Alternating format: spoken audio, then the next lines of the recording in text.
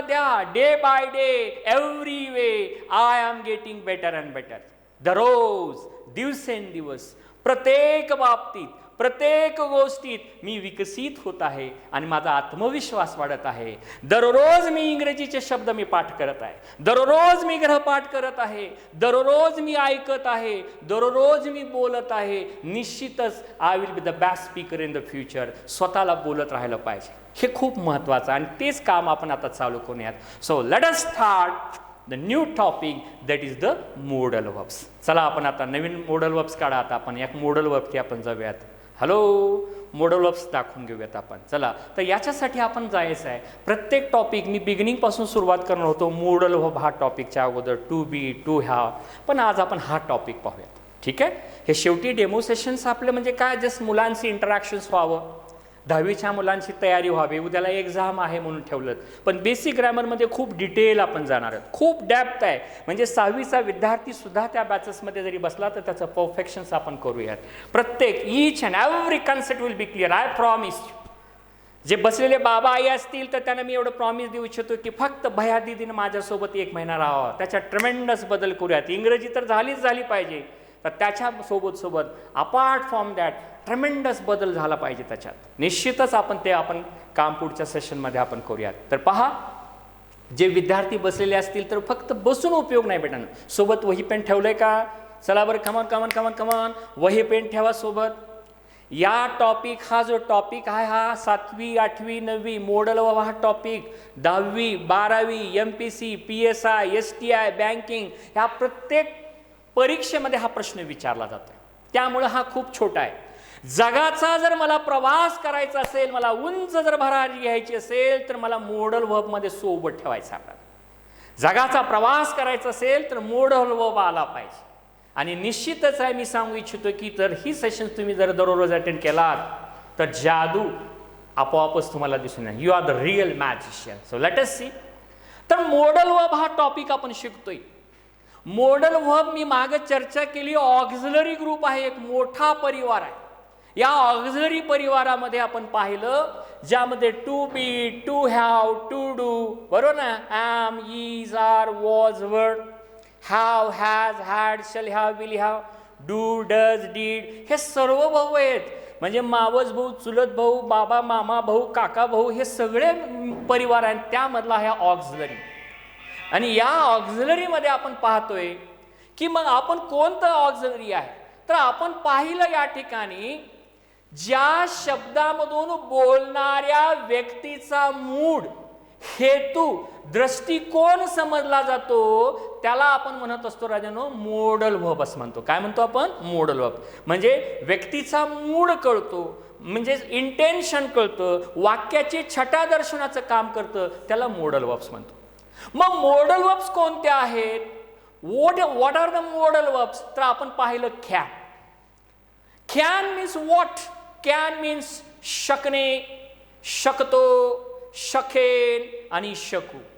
म्हणजे थोडक्यात आपलं असं म्हणूयात, ज्या वेळेला मला माझी लायकी, माझी पात्रता, माझी कुवत जर दाखवायची असेल तर मला वापरायचं आहे कॅन. काय वापरायचं आहे? मला कॅनचा वापर मला करायचा आहे. म्हणजे आजपासून या सर्व विद्यार्थ्यांना मला एवढं सांगू इच्छितो, टॉपिक कितीही मोठा असू द्या, प्रत्येक कंटेंटमधून शिकण्यासारखा आहे. राजानो बसल्या एवढंच काम करायचं आहे. आज या वर्गातल्या प्रत्येक विद्यार्थ्यामध्ये देवानं काही ना काही क्वालिटी दिलेली आहे. प्रत्येकाकडे क्वालिटी दिलेली आहे, काही ना काही क्वालिटी आहे. कुणाकडे सुंदर हस्ताक्षर आहे, कोण खूप छान सुंदर गाणं गाऊ शकतो, कुणाची खूप चांगली स्विमिंग आहे, काही जणांना खूप सुंदर स्वयंपाक बनवता येतं. म्हणजे ज्या वेळेला मला माझी कुवत, माझी लायकी, माझी पात्रता जर दाखवायची असेल तर आजपासून कुठला शब्द वापरायचा आहे? कॅन. म्हणजे ज्या वेळेला सब्जेक्ट घ्या आणि सब्जेक्टच्या नंतर कॅन घ्या, याच्यावरून कळतं प्रेझेंटेबिलिटी. म्हणजे कॅन आपण पाहिलं, शकणे, शकतो, शकेन, शकू मीन्स परीक्षेमध्ये अशा प्रश्न असतात बेटा ना, सेंटेन्स दिलं जातं आणि what the can underline what shows here असं म्हणलं जातं. सर या ठिकाणी आपण परीक्षेत एवढंच लिहिलं पाहिजे, can show the present ability. बास, फिनिट. आज मला इथं म्हणायचं आहे, तुमच्या समोर आहे, तुमची एनर्जी, तुमची स्माइल मला ताकद देते. मागचं सेशन आपण घेतलं 4 तास 4.5, लाईट बंद पडली, कॅमेराचा अडचण आली. मी म्हणेन या ठिकाणी मी 10 तास शिकवू शकतो. म्हणजे 10 तास शिकवणं सोपं आहे का बेटा? नाही, ह्याची सुद्धा स्किल आहे, याला सुद्धा लायकी लागते. So I can teach 10 hours. So the can shows here the present ability. Are you getting clear? Can shows here present ability. त्याच्यानंतर आपण पाहिलं कुड. कुड मीन्स करू शकलो, करता आले. कुड मीन्स करू शकलो, करता आले, अशा पद्धतीने म्हणतो. म्हणजे ज्या ज्या वेळेला कॅन प्रेझेंट दाखवतो लायकी आणि कुड हा पास्ट ॲबिलिटी दाखवतो. काय दाखवतो राजा? Past ability. आता आपल्याला माहिती आहे आपल्या 10वी मधला विरेश मैंदाड हा जो 10वीचा विद्यार्थी होता ना, हा 10वीला मागच्या वर्षी इंग्रजी विषयामध्ये 99 गुण मिळवू शकला. महाराष्ट्रामधले लक्ष वेधक हा निकाल आहे, 99 गुण इंग्रजी विषयात. होप सो तुम्ही सुद्धा मिळवणारच आहात. मग मला असं म्हणायचं आहे विरेश 10वी मध्ये 99 गुण मिळवू शकला, म्हणजे आपल्याला दाखवायचं आहे Viresh could get 99 marks in English subject. Are you getting clear? तुम्ही म्हणू शकता की सर मी काल 10 तास अभ्यास करू शकलो. I could study 10 hours study. म्हणजे ज्या ज्या वेळेला तुम्हाला प्रेझेंट ॲबिलिटी दाखवायची असेल can and the past ability is equal to could. Are you getting clear? Yes. So should means करावं, केलं पाहिजे आणि करणं गरजेचं आहे. should means what? बोला बोला बोला, come on. करावं, केलं पाहिजे, करणं गरजेचं आहे. राईट? आणि afterward here the would means what? करेन. and after the would may and might means what? कदाचित करेन. may and might means what? कदाचित करेन. हे मॉडल वर्ब आहेत आणि हे मॉडल वर्ब वाक्यामध्ये नेहमी मुख्य क्रियापदासोबतच येत असतात. लक्षात असू द्या. Hello everybody. टेन्स आपण घेतलं नाही, टेन्स खूप छान. नेक्स्ट सेशन्सला आपण येऊयात पुढच्या सेशनमध्ये. पण एवढंच सांगायचं आहे की मॉडल वर्ब हे वाक्यामध्ये नेहमी मुख्य क्रियापदासोबतच येतात. हॅलो. मे आणि माइट हे नेहमी मुख्य क्रियापदासोबतच येतात. Are you getting clear? हां, yes. Come on come on come on come on come on come on. हां, मी इथं घरी आहे, तुम्ही तिथं आहात. यस, करायचं आहे, पळायचं आहे आपल्याला. चला बरं, परत सगळ्यांनी बोला. Come on, speak out everybody. बोला. Can means what? Come on. शकणे, शकतो, शकेन, शकू. Come on. Could means what? दिसतं ना सगळ्यांना? Come on. कुड, करू शकलो, करता आले. भूतकालीन लायकी, past ability. Come on. Next, what's mean by should? Should means करावं, केलं पाहिजे, करणं गरजेचं आहे. Advice, suggestion, instructions, part of duty जर सांगायचं असेल तर हा शब्द आहे. शुड. वूड आहे, वूड मीन्स करेन. आपण याचं डिटेलमध्ये आपण रूल्स पाहूयात. Would means what? करेन. And may and might means what? कदाचित करेन. तर अशा पद्धतीने आपण मॉडल पाहिला. आपण चला नेक्स्ट पुढे आपण जाऊयात. म्हणजे can, could, should, would, may, might आणि नेक्स्ट आहे आता पुढे बोला. कमॉन. नेक्स्ट काय आहे? काय असेल? 10वीच्या विद्यार्थ्यांनी मस्ट. कमॉन. मस्ट म्हणजे काय आहे?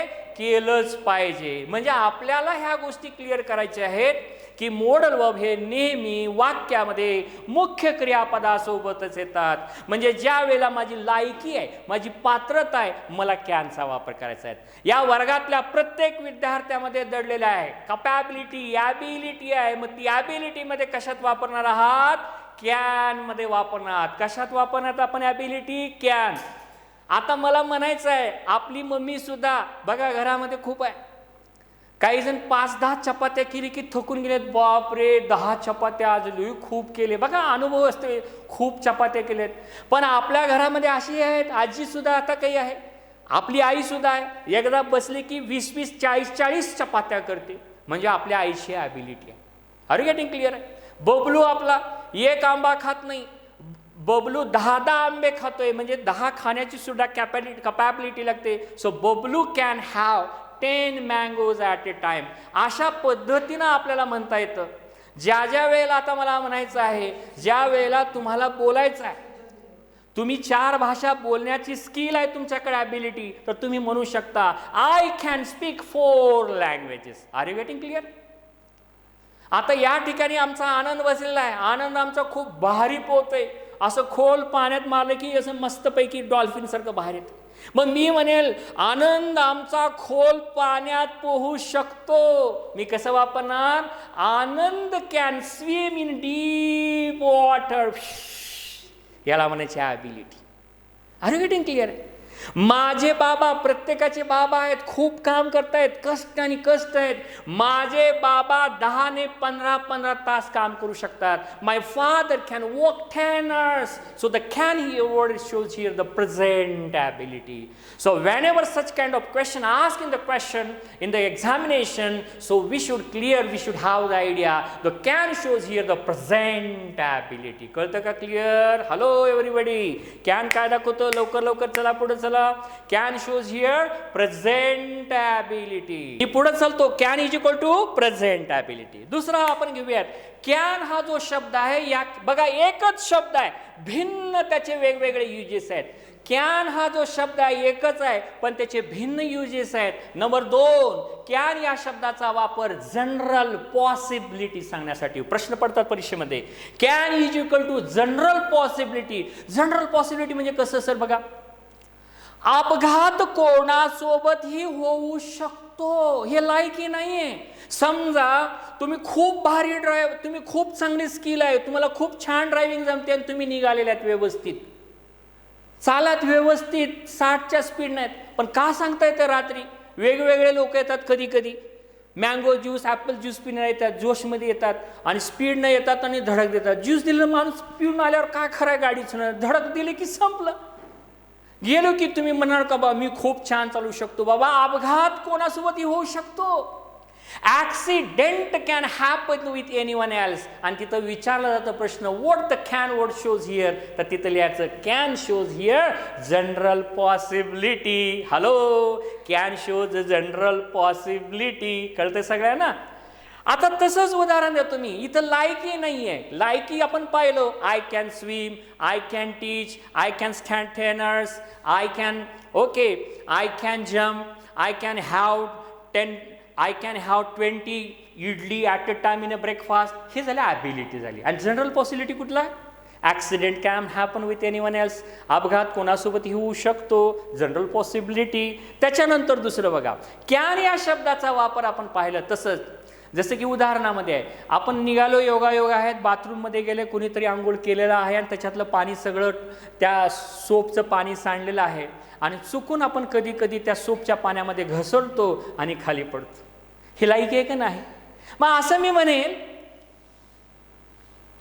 Anyone can sleep in the bathroom. Hello, anyone can sleep in the bathroom. कोणीही बाथरूम मध्ये घसरून पडू शकतं. हे काय? हे लायकी आहे का नाही? General possibility. तसंच पहा, आपल्या आजूबाजूला अनेक लोक आहेत, बरेच असतात, जे फुकणी मारतात. फुकणी. Smoking can cause cancer. एखाद्यानं फुकणी मारलं, फुरफुर केलं, तर कॅन्सर झालं बघ, कॅन्सर झालं बघ, असं म्हणतो का? नाही बाबा, स्मोकिंग करण्यानं, फुकणी ओढण्यानं कॅन्सर होऊ शकतो. याला म्हणायचं जनरल पॉसिबिलिटी. हे सर्व प्रश्न पडलेले आहेत परीक्षेत, MPSC PSI मध्ये अशाच प्रकारचे प्रश्न असतात. मग सांगा बरं, smoking can cause cancer. What the can word shows? Present ability का general possibility? General that is a possibility. कळालं? क्लिअर आहे? कॅनचा पहिला प्रकार शिकला प्रेझेंट ॲबिलिटी. नंबर 2 पाहिला, कॅनचा उपयोग पाहिला आपण जनरल पॉसिबिलिटी. आणि नंबर 3 पाहिला, दॅट इज, आता पुढचा आपण बघूयात. बघा इथं आला बघा आता लगेच. Come on, can is equal to present ability. काय म्हणतं बघा इथं पहा. असे प्रश्न तुम्हाला 10वी मध्ये तर प्रश्न पडतात, उद्याच्या एक्झाम मध्ये असतील. बघा इथं काय लिहिलं बघा. Rahul can speak 4 languages. Rahul 4 भाषा बोलू शकतो. म्हणजे राहुल मध्ये 4 भाषा बोलण्याची लायकी आहे, कुवत आहे, ॲबिलिटी आहे. त्यावेळेला वापरायचं आहे present ability. Are you getting clear? Next पहा, Anand can swim in deep water. Just आत्ताच आपण डिस्कस केलं. What the can word shows here. Can shows here present ability. आजपासून तुम्हाला तुमच्यातल्या काही चांगल्या क्वालिटी, तुमची कुवत दाखवायचं असेल तर तुम्ही काय वापरणार बेटा? I can. I can. Are getting clear आहे? मी शकतो, आय कॅन. आम्ही शकतो, वी कॅन. तुम्ही शकतो, यू कॅन. तो शकतो, he can, she can, it can, they can. अशा पद्धतीचे वाक्य आपण बोलू शकतो. Next, she can fight with the 4 people at a time. बाबो, आमच्या समोरची गीता 4 जणांसोबत फाईट करू शकते. ब्लॅक बेल्ट आहे, ओ ब्लॅक बेल्ट आहे. एकदा आली की 4 जणाला फाईट करू शकते. मग गीता 4 जणांसोबत फाईट करू शकते म्हणजे गीताकडे काय आहे? लायकी, ॲबिलिटी, पात्रता आहे. म्हणजे आपण इथं वापरलं Geeta can fight with 4 people. So the can word shows here the present ability. Yes. Afterward, India can fight Pak in cricket. Bharat Pakistan विरुद्धचा जो सामना आहे त्याच्यात हरवू शकतो. आपल्याला माहिती आहे भारत पाकिस्तानची मॅच आली की किती जोश उत्साह असतो की भारत पाकिस्तान विरुद्धचा सामना जिंकू शकतो म्हणजे इथं पॉसिबिलिटी नाही, इथं लायकी आहे. इथं बार हरू शकते, त्यानं बार आहे म्हणजे त्याची लायकी आलं. म्हणजे आपल्या लक्षात आलं का भावनो? कॅन या शब्दाचा वापर. कमॉन, परत एकदा खूप डिटेलमध्ये पहा. याच्यावरतीच प्रश्न ऑनलाईनवरती आपल्याला उद्याला पडणार आहेत. म्हणजे कॅनचा वापर आपण पाहिलं. कॅनचा वापर कशासाठी पाहिला? वर्तमानकालीन सामर्थ्यता, क्षमता, पात्रता दर्शवण्यासाठी करतात. क्लिअर झाला? आता नेक्स्ट पुढचा पॉईंट पाहूयात आपण. चला नेक्स्ट. औपचारिक परवानगी देण्यासाठी आणि घेण्यासाठी होतो. हॅलो, एकच शब्द आहे, वेगवेगळ्या क्वालिटीमध्ये आहेत. म्हणजे कॅन म्हणजे एकच नाही, कॅनचे वेगवेगळे उद्देश आहेत. मग आता बघा, कॅन या शब्दाचा वापर आपण पाहिला. कॅन या शब्दाचा वापर परवानगी देण्यासाठी आणि परवानगी. पण कसली परवानगी सर? अनौपचारिक परवानगी याला म्हणायची. It is use to take and give the informal permission, not formal. आपण आपल्या भावासोबत, दिदीसोबत, मित्रासोबत जेव्हा बोलतोय, ज्या वेळेला परवानगी हवी असेल त्यावेळेला आपण काय करतो? कॅनची परवानगी घेतो. कारण कॅन हा इनफॉर्मल आहे आणि मे हा फॉर्मल आहे. औपचारिक अनौपचारिक आहे. हे गावरान आहे, गावरान हे आपलं गावरान बोल आणि सॉफ्ट आहेत. जसं की तुम्ही वर्गामध्ये जेव्हा एंटर मारता ना तेव्हा कसं म्हणताय? गुरुजी मी आत येऊ का? गुरुजी मी आत येऊ का? गुरुजी मे आय कम इन असं म्हणताय. मे आय कम म्हणता का कॅन आय कम म्हणता? मे आय कम इन. पण कॅन हा कसा आहे? तितका औपचारिक नाही. मी येऊ शकतो का? मी बसू शकतो का? अशा प्रकारे. आर यू गेटिंग क्लिअर आहे? कॅनमध्ये तितकी औपचारिकता नाही आहे. कॅन इनफॉर्मल आहे. बघा राजानो, तुम्ही जर कुणाला जर असं जर म्हणला तर तुमच्या घरात कोण येईल का मला सांगा. एखाद्याला जर तुम्ही समजा एखादा व्यक्ती आलेला आहे आणि तो म्हणायला लागले मी नॉब केला आणि तुमच्याकडे आलाय, मी येऊ शकतो का? बघा या ठिकाणी म्हणजे तुम्ही या ठिकाणी तो म्हणायला लागले मी येऊ का आणि तुम्ही म्हणालात तुम्ही येऊ शकता. परत आणि तुम्ही म्हणायला लागले तुम्ही इथं बसू शकता. तेव्हा का पाणी आहे तर तुम्ही पाणी पिऊ शकता. चहा बी ठेवले चहा बी पिऊ शकता आणि तुम्ही जाऊ शकता. असं बोलल्यावर घरी कधी कोण येईल का? आहे काय हो, आम्ही गेलतो आमच्या जवळच्या पाहुण्याकडे, त्याला बोलावं म्हणून आम्ही गेलो तर ते नुसतं शकताच म्हणायला लागले. चहा पिऊ शकता, बसू शकता आणि जाऊ शकता. अजिबात नाही आहे. हा फॉर्मल नाही आहे. ज्या वेळेला मोठ्या लोकांशी परमिशन घ्यायची, बोलायचं असेल तर त्यावेळेला कॅन वापरायचा अजिबात नाही. हे घरगुती कामाशी आपल्या घरातील मित्रांशी पुरतं कॅन ठीक आहे. पण ज्या वेळेला औपचारिक ऑफिशियल भाग येतो, मोठ्यांशी परवानगी घेतो, तेव्हा कॅनच्या परवानगीपेक्षा मेची परवानगी. प्रश्न पडतो परीक्षेमध्ये, कॅन जर आला आणि परवानगी नेहमी प्रश्न रूपातच असते. कॅन आला तर लक्षात का इथं दिले बघा, it is use to take and give permission. Can I go outside म्हणजे इथं कॅन हा दाखवायला लागलाय. Begin with the helping verb, याला आपण म्हणतो व्हर्बल क्वेश्चन. ज्या वाक्याची सुरुवात सहाय्यकारी क्रियापदाने होते आणि शेवट प्रश्नार्थक चिन्हाने होतो त्याला व्हर्बल क्वेश्चन म्हणतात. व्हर्बल म्हणजे कोणतं? ज्या वाक्याची सुरुवात am, is, are, was, were, do, does, did आलं का नाही? Can, could, should, would, may, might, must येतं. शेवटी प्रश्नार्थक चिन्ह येतो त्याला प्रश्नार्थक आपण म्हणतो व्हर्बल क्वेश्चन म्हणतो. आणि व्हर्बल क्वेश्चनमध्ये आल्यानंतर त्याचे आन्सर्स आपण पाहतो, एक तर येस असतं किंवा नो. व्हर्बलमध्ये काय असतं आन्सर, येस किंवा नो. मग आता इथं बघा प्रश्न, कॅन आय गो आउटसाइड, मी बाहेर जाऊ शकतो का, असे म्हणल्यानंतर तुम्ही काय म्हणणार, okay yes you can go. किंवा तुम्ही काय म्हणणार, no you can not go. Can I go, yes you can म्हणता किंवा no you can not go असं परत म्हणू शकता. आर यू गेटिंग क्लिअर आहे. किंवा या ठिकाणी बघा, can I come with you, yes you can go और यू कॅन नॉट गो, अशा पद्धतीने आहे. Can I sing a song, yes you can, no you can not. किंवा असं या पद्धतीने, can I get a glass of water, तो म्हणेल येस यू कॅन हॅव और यू कॅन नॉट हॅव, अशा पद्धतीची वाक्य होतात. पण हे जे वाक्य आहेत, कॅनची परवानगीपेक्षा कुठली परवानगी चांगली, मी. पण जर परीक्षेत प्रश्न आला, कॅनचा प्रश्न आला, तर ते कॅन हा कसा आहे, इथं लायकी नाही, तर इथं काय आहे, तर ह्याला म्हणायचं आपण informal take permission. Are you getting. आणि हे काय झालं, you yes you can go, हे काय झालं, हे गिव्ह परमिशन झालं. Are you getting. Yes you can go, give permission. किंवा दुसरा यू कॅन नॉट गो, अशा पद्धतीने येतं. Okay, let it be. Next आपण पुढे जाऊयात.